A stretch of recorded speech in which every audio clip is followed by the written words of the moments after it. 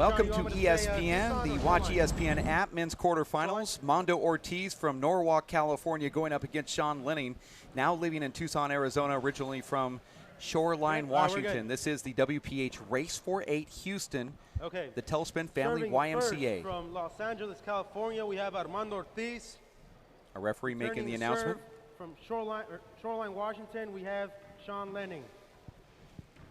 That was the announcement from Memo Polaris, our referee. Mondo Ortiz, we saw him play last night here on the live broadcast, not on ESPN, but through the WPH website. WPH is the World Players of Handball, online at WPHlive.tv. My name is Dave Vincent. Thanks for tuning in for this very early on opening serve from Mondo Ortiz.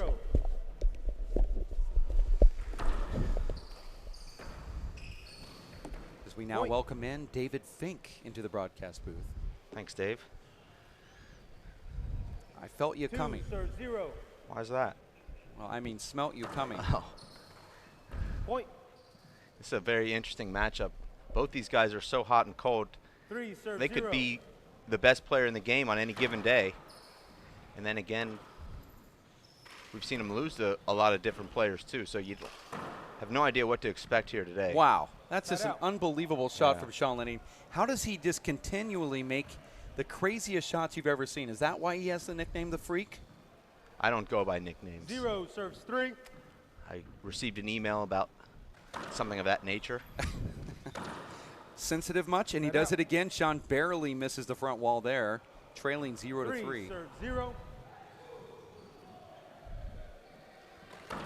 That first game loss to Stephen Cooney last night might have been exactly what Mondo needed, because it's woken him up, and he's been asleep all season so far. He lost in the quarterfinals to Nati Alvarado at the U.S. Open when he had a big lead in the second game. He lost in the first round in Tucson. Yesterday he drops game 1. He looks like he's in danger of maybe falling out of the top 10 of the race standings, but then the real Mondo showed up. Well, Mondo said to me, I play better when I'm injured or sick. And 4. maybe that also helps out. He was also on his deathbed with a flu. He said he was regurgitating every ounce of fluid that he put into his system the night before. So you're really going into grave detail here. Well, I mean, just being sick is not enough for you. I think people get the gist. Okay, he couldn't keep anything down. I mean, what's the nice way of saying it? He didn't feel well. Okay. Yeah, that's kind of how normal people say it. Okay. Yeah. Serves 4. Yeah, that's a crazy word, regurgitated. I don't know if I really like it. It is graphic in its own nature, I guess. Doesn't bring up great images in the minds of our amazing viewers. This might be nice. Dry heaves. Oh yeah, no, that's better. No, that's a lot better. Okay. Yeah. Now, right now, Mondo is completely in control here, Dave. If not for a couple of Mondo errors like that, he could easily be up 8-0. And it's interesting, Dave, these guys have both been on the tour for a long time, but they haven't matched up a lot. I don't recall seeing it quite some time. And look at that crazy shot, and Mondo actually apologizes to Sean. In fact, last year they played in the 5th place playoffs, and 4 serves 0. You remember Sean Lenning wasn't really Sean Lenning last year, and Mondo won that match. But other than that, they don't have a history together. They did play at the Waif Reisner Invitational circa 2012. Now, I know I'm going to get some tweets, but it might have been 13. But Mondo won that match. 11-7 tiebreaker. That was not filmed, but it just, some point of reference. I know you're scrambling, Dave, through your notes, trying to find. Well, I would have said the same thing. It's either 2012 or 13. It's a spring tournament, so I think we held a tournament in Tucson in November, and then this was in the spring just after that by a few months, or a couple months later. Could have been 2011 during that pre-race. Yeah. That's Tucson was in April and Waif Reisner in May. Yeah, I think that's what it was. Okay. 0 serves 6. You know, but we're in 2015. It just seemed like yesterday. It was 4 years ago. Set out.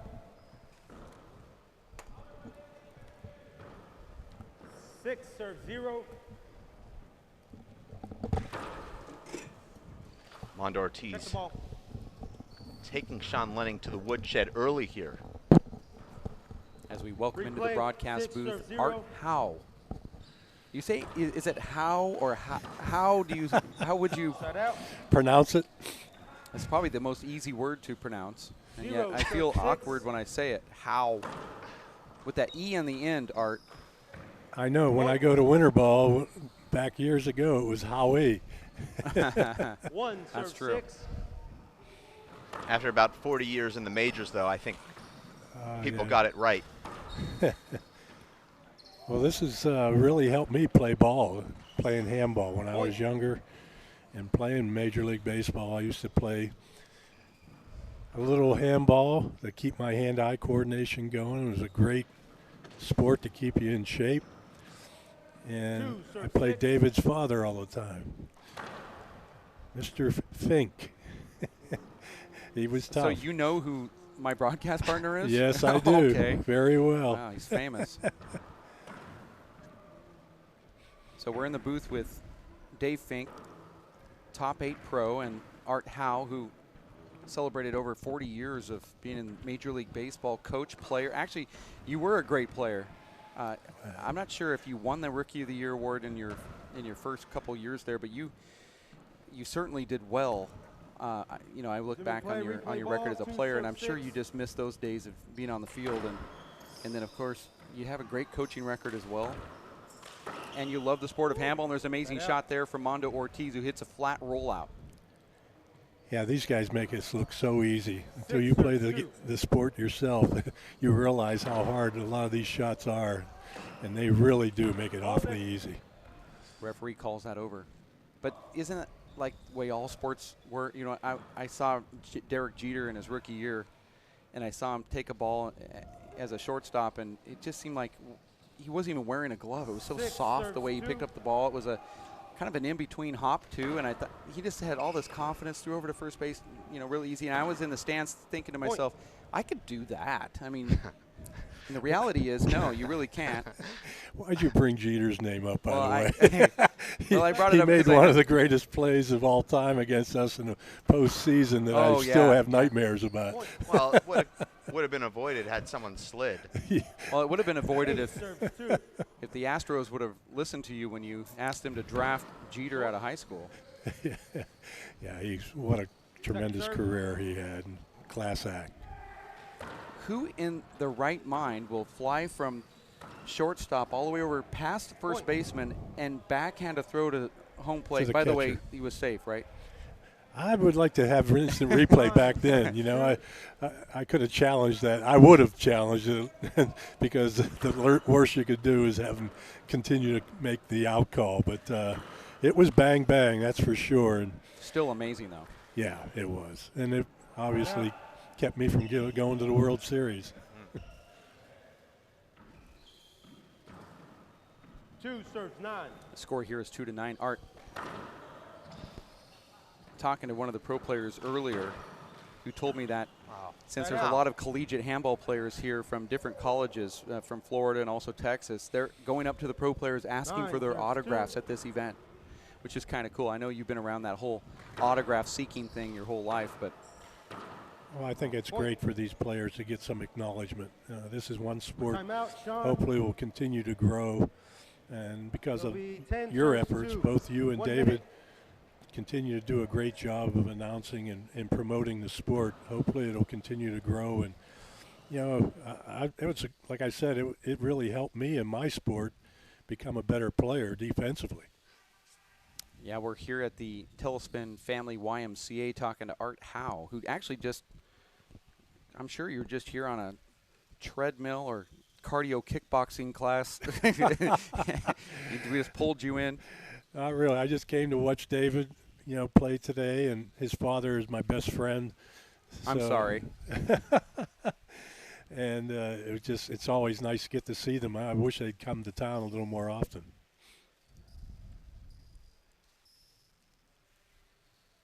Dave, meanwhile, this match right here is getting out of control for Sean Lenning, as Mondo is just playing unbelievable ball right now. Yeah, absolutely amazing. His re-kills and reflexes. I mean, Sean Lenning is driving the ball at him 4 inches high, 90 miles per hour. Mondo Ortiz is returning with a shot just as hard and even lower. And this is the Mondo Ortiz we saw defeat the world champion Paul Brady just a few months ago at the Players Championship. This is the guy that 11 serves 2. Strikes fear into the heart of every pro player. I got a question for you guys. Is this like some of the other sports where some days you have it and some days you don't, or is it much easier to be consistent in this sport? Well, if you're Paul Brady, it's easy to be consistent, but everybody else, Dave, it's kind of a have it, don't have it. Yeah. The pros have it more often than not, but when you're playing another pro that's your like, you know, you better be on. Yeah, you have to have. There are a lot of things need to go right, and right now Sean doesn't have it. But that's the strange thing about this sport, Art, is that a referee could make a bad call, get Mondo out of his rhythm, and the next thing you know, Sean could actually dominate the match from there on. Just one little tiny trigger. Not saying that they're mentally fragile. It's just it's a game of these strange momentums. We saw it with Dave, and you were watching courtside. Dave Fink was tied with Luis Moreno at 4. Referee made a bad call. And then he screwed up the cadence in the sense that he called the wrong score. Dave said, no, I have 3, you know, and then, you know, they screwed up that score, and then all of a sudden Dave didn't score again, you know, until very late in that first game. And it's even though you can't say, oh, Dave lost because of the ref, but at that point it's serve, shoot, you're in a rhythm, and now all of a sudden you're out of the rhythm, and then you find yourself just losing the first game. Not blaming the ref, but that's how we've noticed things happen here. So it's fragile in that sense, but. Are the finals tomorrow? Yeah, tomorrow morning.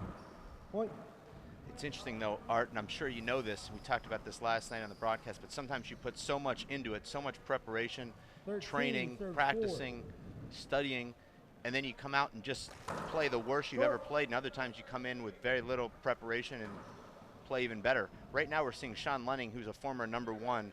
He's training 5 to 7 hours a day on the court in Tucson, and he just looks terrible right now. I mean, he's down 13-4 against a guy that was bedridden with a flu just about 48 hours ago. Wow. So that's how fickle this game can be. And this could very well happen in reverse in game number 2. We could see Sean Lenning win game number 2, 15-2. That was an amazing serve right there. Yeah. About a 3-foot hop, natural hook to the left.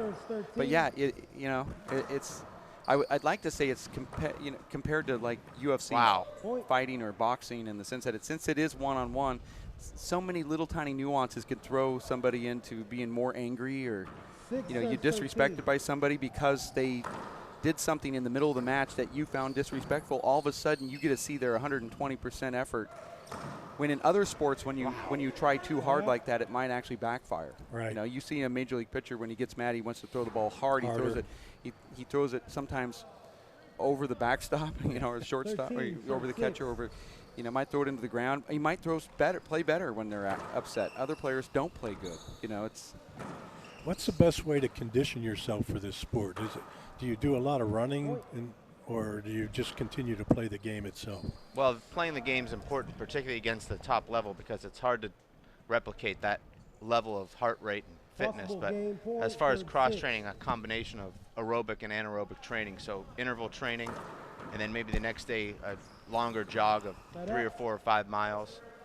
So you want to prepare yourself for the starting and stopping, but also prepare yourself for a long match, which could be up to 2 hours. So you want to do some longer workouts where you're keeping your heart rate steady for 45 minutes to an hour and a half. Now, how many timeouts do you get in a match, in a game? Well, in these games to 15, you get 2 60-second timeouts and 1 30-second timeout. If your gloves are wet, you also have to change those. We don't see that happening as frequently in these shorter games. There is one player that's known to change his gloves quite a bit. But this is the first season we've gone to this format exclusively throughout the draw, and the matches have been really quick and entertaining. Just reducing it by 6 points seems to have made a huge difference, and the matches are moving quickly, and the players are still fresh for the finals.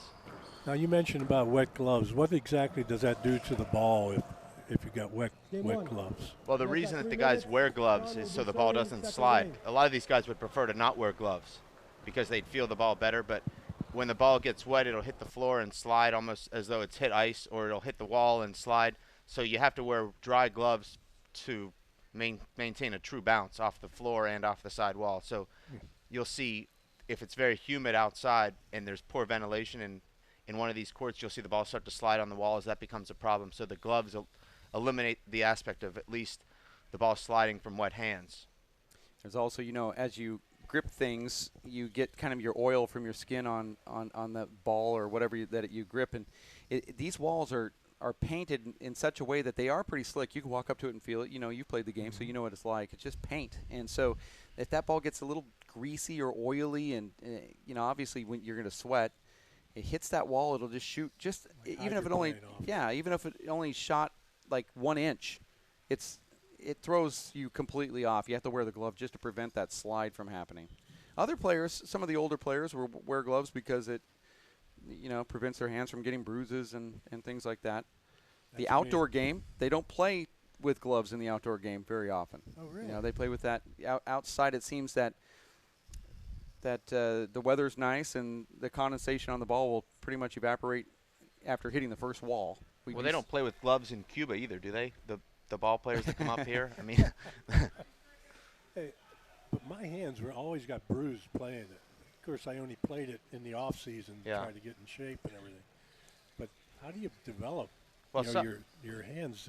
A lot of it has to do with the technique of how you hit the ball. So if you're not as experienced, you might be smacking the ball, but as you improve and learn how to swing, the ball actually should roll through your hand more. So it's starting at the base of your hand and rolling up through your fingertips.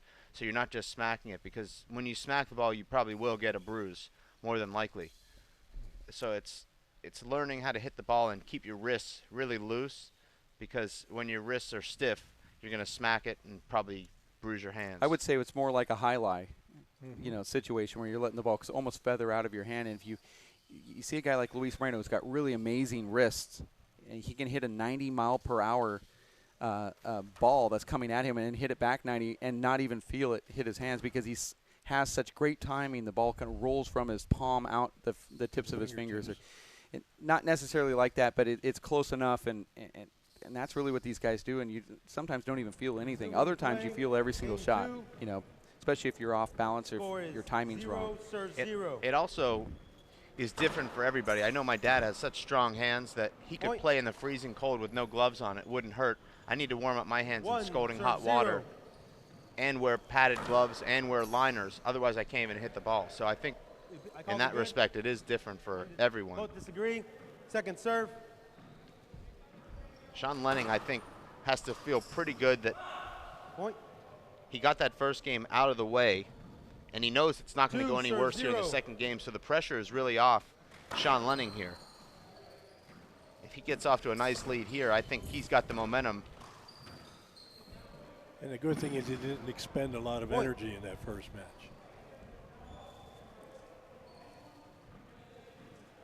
Three, serve 0. Well, that's kind of how Sean plays, Art. I mean, he keeps the rally short, and he has this way of kind of keeping the game on his hand at all times. So he's either going to end the rally with a flat kill or an air, and the rallies usually are no more than 4 or 5 shots, kind of like watching grass court tennis. Very quick, and then you see other styles. You'll see guys engaging in 20, 30-shot rallies consistently. Not these two. Well, that first game went to Mondo Ortiz 15-6, and you could very easily see Sean Lenning getting, and you said in the first game that is something that can happen in the second game. Yeah, I wouldn't be surprised. Sean's also a gambler. He's been on ESPN on the World Series of Poker. He has a ranking and a profile, and he knows that he's losing a big deficit, wants to keep his legs. He doesn't mind losing that first game. He says to himself the whole time the first game's going on, when he sees that deficit, that I'm just going to focus on game 2, and what happens here happens. So he doesn't put too much pressure on himself, even though most people would be totally under pressure in game number 2. But he says, you know, I have 2 games to beat this guy if I can win game number 2. And you can see right now, unbelievable. At 5-0, he's just cranking the ball right now. And now he's in complete control. Amazing how the momentum can shift. But like you said, he's such a veteran of the game. He knows that he still has to win 2 games one way or the other. Just win the next 2. We kind of saw that in the playoffs this year, Art, with Kansas City. It seemed like they were out of the playoffs on a couple of occasions, particularly in that wild card game.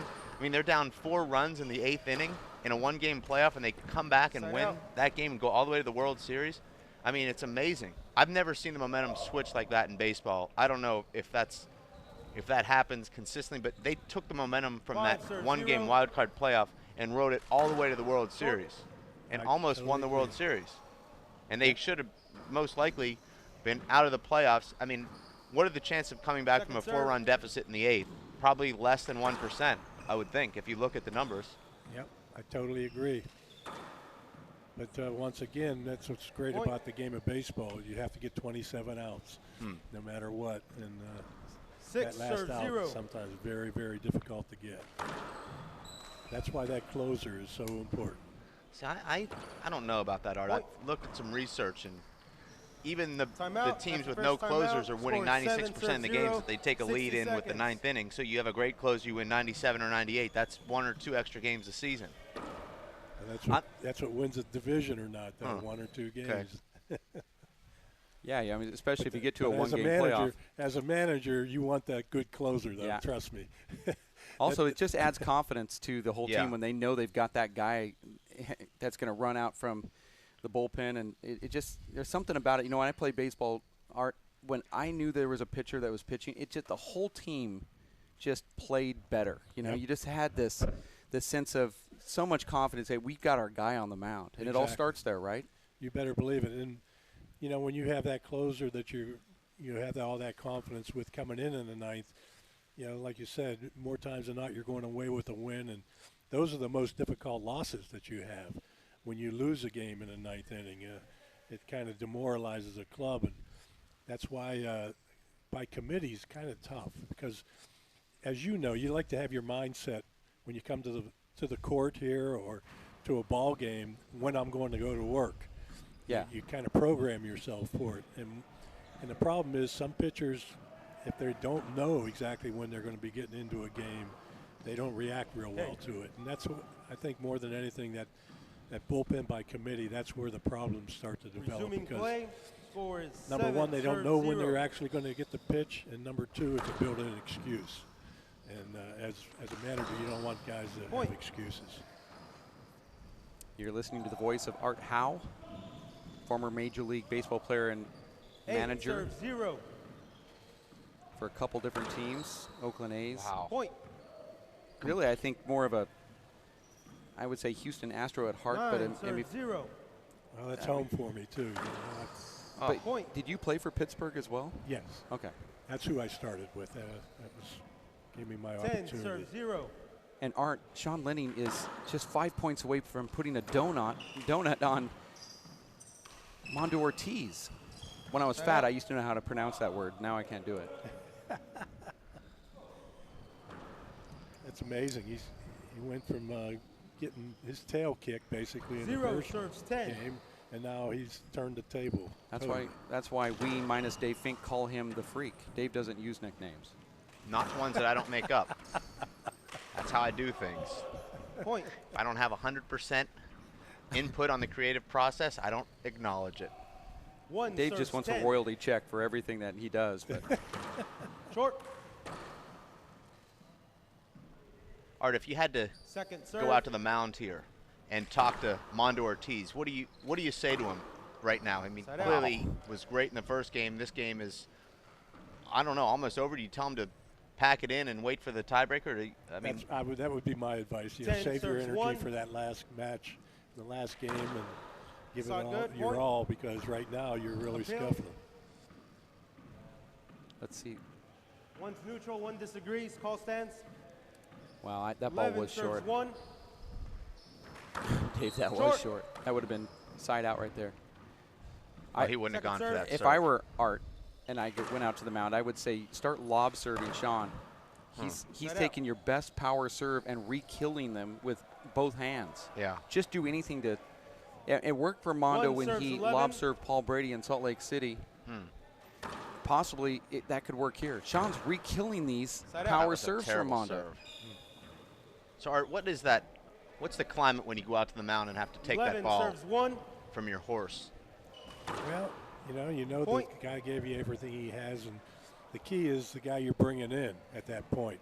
Hopefully you're bringing somebody in from the bullpen that can stem the tide and help your club get back in it or hold the lead for you.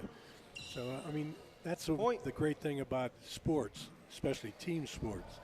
It is a team. 13 serves one. And one guy can't do it all for you. And in baseball, the pitching staff, they all have to do their part to be successful. And that's important as a manager to give everybody a chance to contribute. Look at that shot there from Sean Lenning. Underhand paddle. Just stuck his hand out, trying to force this tiebreaker here. Ball just over the line, flipped up from Mondo Ortiz, and Sean's trying to get the last point. Dives in to get it. Mondo goes with a left-handed kill shot, and it's a side out. No towel wiping there. Have you ever had a pitcher where you, like a Bumgarner, where you went out there and you knew you had to fight him to get him out of the game? Oh, yeah. And the competitive ones. It's great to have those kind of pitchers, but at the same time, you have to know in your heart whether they have anything left or not. 114, second Because you're not helping the team by letting the guy who's macho try to finish things up. You got to manage the team. You have to do what's best for the other 24 players on the club. So, but it's great to have those guys who want to finish up the game, and they're becoming rarer and rarer in our sport. Well, you must love Bumgarner then. I mean, he's all baseball, right? Yeah. I mean, he doesn't. He makes the other teams mad because of his intensity, but I think you kind of want that as a manager. Oh yeah, he's a competitor. He's got an everyday player's mentality. Right. You guys got 3 minutes. He's a starting pitcher with a closer mentality. Sean will be serving the third game. We are going to take a quick break. We do have Art Howe. Art, will you stay around for the tiebreaker? Art Howe, former Major League Baseball player, manager, 40 years experience in baseball, and been on ESPN multiple times. Dave? We really do have to take a break? I mean, we don't have to. No, I mean, let's stay here. We wouldn't. Well, I saw that you put the, I'm just timing. the clock on. I figured you're going to do some aerobics. No, I'm actually evaluating our referee right now. Every second that goes over 3 minutes, he's fined. So that's. Art, you're not a coach in Major League Baseball, not a manager. You're not scouting or assisting with any team at the moment that I know of. But thinking about maybe going back to, if somebody called you up, if your agent gave you a call and said that Cleveland's looking for something, would you? Oh yeah, I would love to get back in the game. I do a little pre and post on TV with the Astros, so I do about 6 to 10 games a month during the season. Kind of keeps me involved with the game. Get to go down and see the managers come in and talk to them and just enjoy that time with them. But it's kind of interesting that I really don't have a team I'm really have to pull for or root for. When the game's, whoever wins, but you like to have that interest in the game where you're really rooting for one team or the other. I know that you stay in the game, Art. You do a lot of fantasy camps and golfing with your buddies and also some of the fans that have admired you for so many years. Dave and I are good friends with the human rain delay in Tucson. We actually hang out with Skip. Somehow we keep running into him at odd places, like car rental places.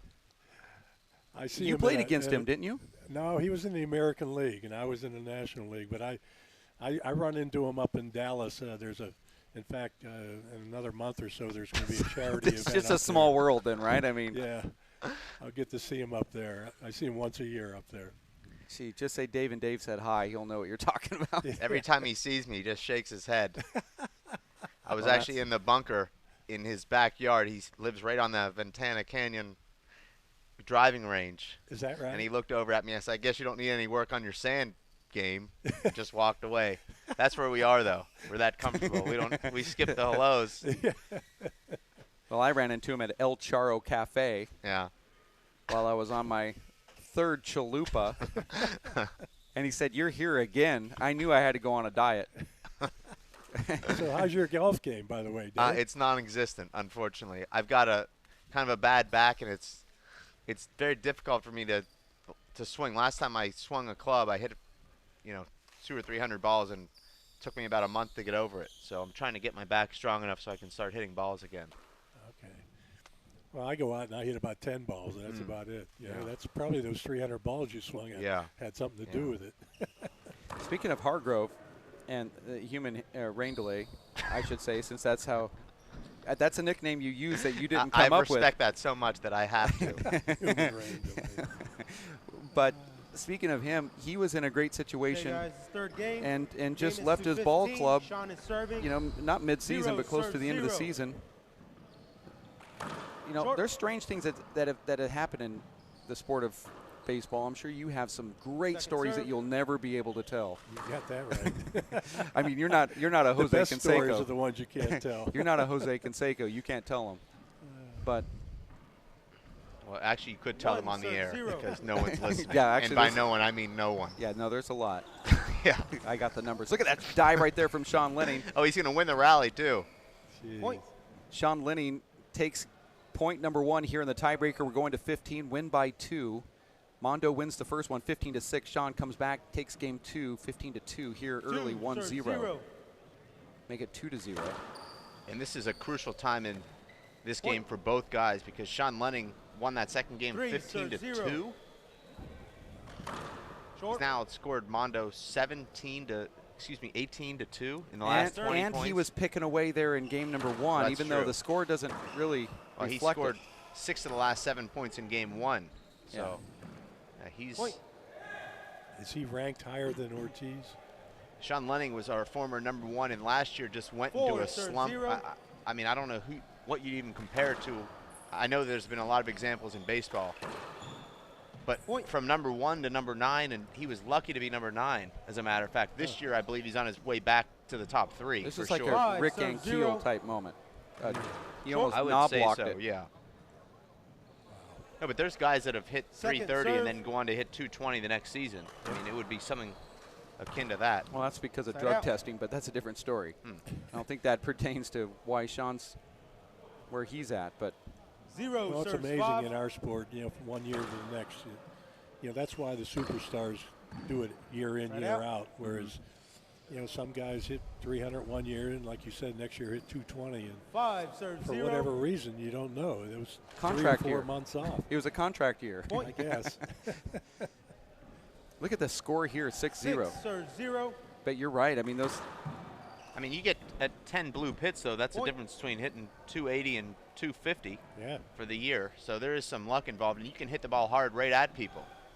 Who was the luckiest guy that you ever played against in your major league career or coached against? I know there's somebody out there. You said, this guy, he's horrible. But he's so lucky. Now that you phrase it like that, I'm sure you get an answer. That goes in the book of secrets. Sorry. Let me rephrase that. Who was just a lucky, great player? Someone that you totally admire as a person also. We had a player on our team. He's an outstanding player and a good friend of mine, Craig Reynolds. Craig Reynolds, yeah. And we used to call it the Reynolds wrap. He used to hit a line drive sometimes over the pitcher's head and it wouldn't get out of the grass. We'd say, how the heck do you hit that ball like that? But he was great. He hit off his front foot. And sometimes he'd hit some of the funkiest base hits you ever want to see. But he made it happen. He was an outstanding athlete. He's a solid player. Art, you have to be happy that Bish is now entering the Hall of Fame. I know that you groomed him from his rookie year. Well, it was nice being able to get him to second base. I think that's what really gave him the opportunity to play as long as he has.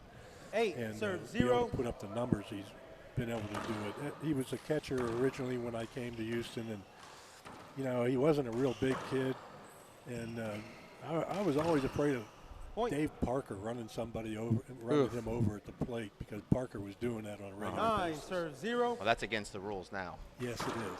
Short. Should be too. Sean Lenning just continuing what he's been doing for the last 15 minutes, which is totally dominating. Mondo Ortiz looks like he's just completely out of sorts. He looks deflated. Timeout. That's your first timeout.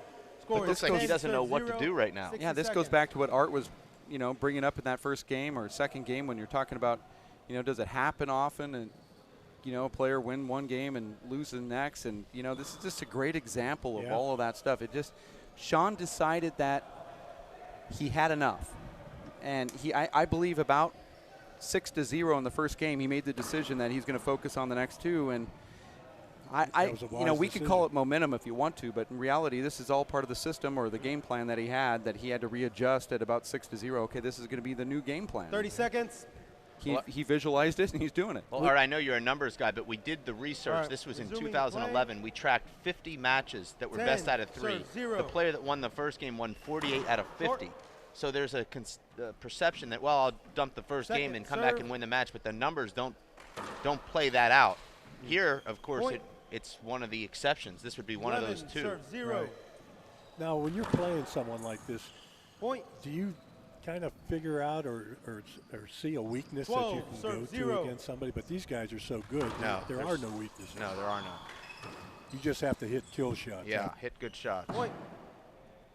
I thought Mondo was caught up a little bit there on a screen that wasn't called by the ref. Didn't matter. Mondo finds himself down another point. 13, we could see our second donut here in this pro event. Yeah, we almost saw one in the last match.